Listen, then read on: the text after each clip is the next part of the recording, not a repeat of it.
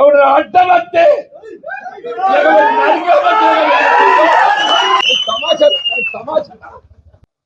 టికెట్లు పంచుకుంటానికి ఏదైతుందో ఇది నీ అయ్యే సొత్తు కాదు, అబ్బ సొత్తు కాదు. ఇది నీ అయ్యే సొత్తు కాదు, అబ్బ సొత్తు కాదు అంటున్నాను.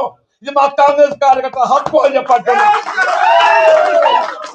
కాంగ్రెస్ పార్టీ అంగట్ల సరుకు కాదు అని చెప్పంటున్నాను. రేపు రాబోయే మున్సిపల్ ఎన్నికలు ఒక్కటి కాదు, 50 టార్గెట్ 50 అని చెప్పంటున్నా. ప్రభుత్వ విధానాలు వచ్చినాయి కాబట్టి నేను కాంగ్రెస్ పార్టీలో చూస్తాను. నువ్వెవడివిరా అని చెప్పంటున్నాను.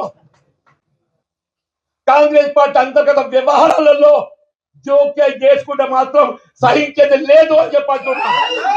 నిజమైన కాంగ్రెస్ వాది, కాంగ్రెస్ పార్టీ కార్యకర్త వాళ్ళ కొరకే పోరాటం చేస్తా. కానీ సందులు వచ్చేటోళ్ళు, సందులు దూచేటోళ్ళు మాత్రం ఏదైతుందో సహించేది.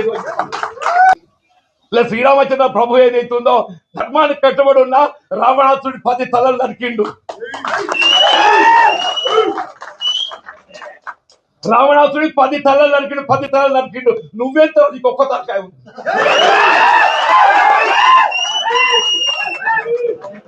పది తలలో పలిక శ్రీరామచంద్ర ప్రభువు మనకు ఆదర్శం అని చెప్పండి. నువ్వెంత ఒక్క తలకాయ.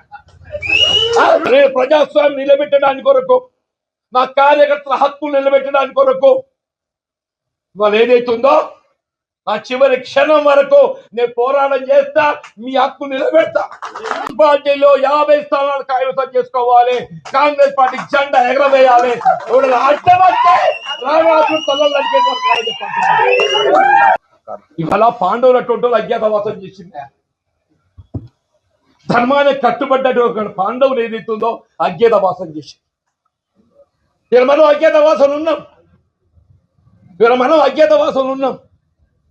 పాండవులు కూడా మనం మంచి దినాలు మన కూడా మంచి దినాలు వస్తాయి చెప్పారు. మన కూడా వాళ్ళు ఏదైతుందో మీకు నేనండా, నాకు మీరన్నా. మనకు కాంగ్రెస్ పార్టీ అన్న